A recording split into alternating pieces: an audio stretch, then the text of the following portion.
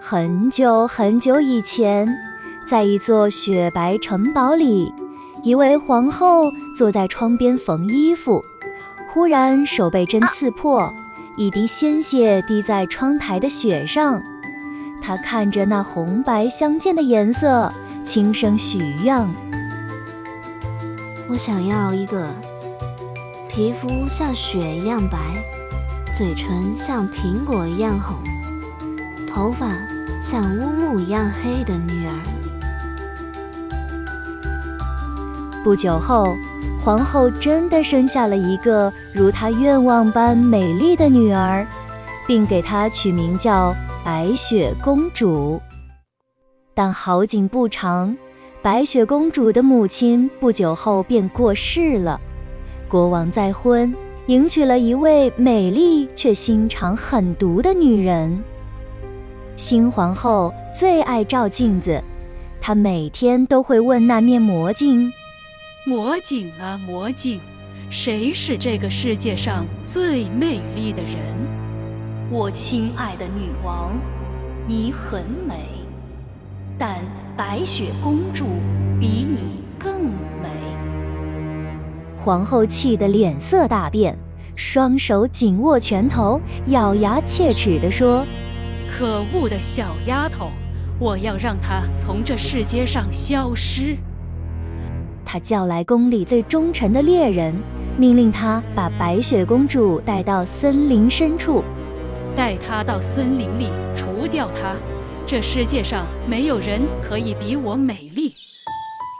猎人虽然接下了命令，但内心极度挣扎。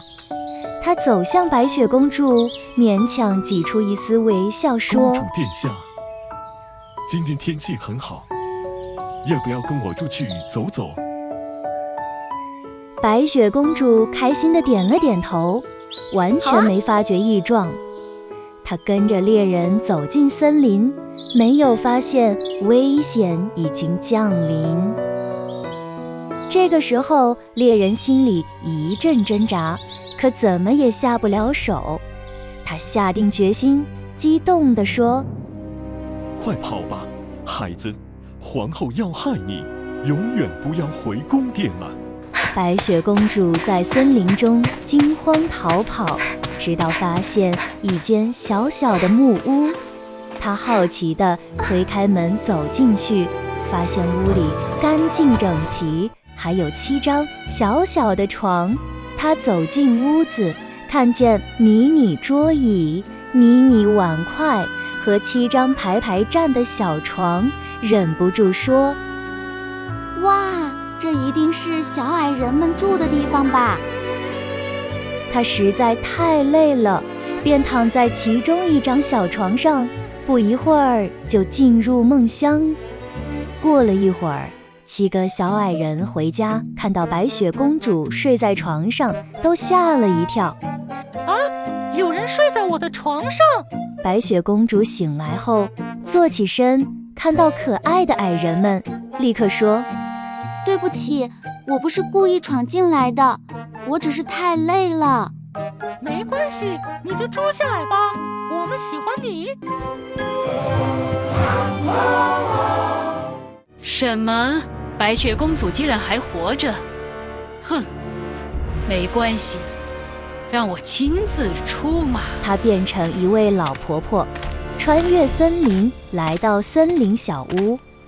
老婆婆说：嘿嘿，可爱的女孩，这是一把魔法梳子，梳了以后会让你的头发闪闪发亮哦，让我来帮你梳梳看吧。白雪公主天真地说：好啊，老婆婆，那就麻烦你了。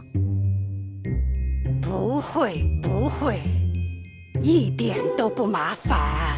老婆婆拿出梳子帮她梳头发，没想到梳子有剧毒，公主就晕了过去。好险，矮人们刚刚好回来，发现了公主，救醒她后再三叮咛要小心陌生人。但坏皇后再次变装成为老婆婆，这次带来了一颗又红又亮的毒苹果。老婆婆说：可爱的女孩，这颗苹果只要咬一口，你就能拥有全世界最美的歌声哟。白雪公主忍不住咬了一口，结果立刻倒在地上，毫无气息。七矮人回来后发现，白雪已经昏迷不醒，怎么叫也叫不醒。他们悲伤地为她做了一个透明玻璃棺，天天守在她身旁。有一天，一位王子骑着白马经过，看见棺中的白雪公主，惊讶不已。哇，我从来没见过这么美丽的女孩。于是他情不自禁地轻轻吻了白雪公主。结果奇迹出现了，白雪睁开眼睛，缓缓坐起身来，惊讶又迷惑地看着王子与矮人们。王子带着白雪回到王宫，举行了盛大的婚礼。而那坏皇后得知白雪还活着，气到再也不敢出门。从此，白雪公主和王子、七矮人们过着幸福快乐的生活。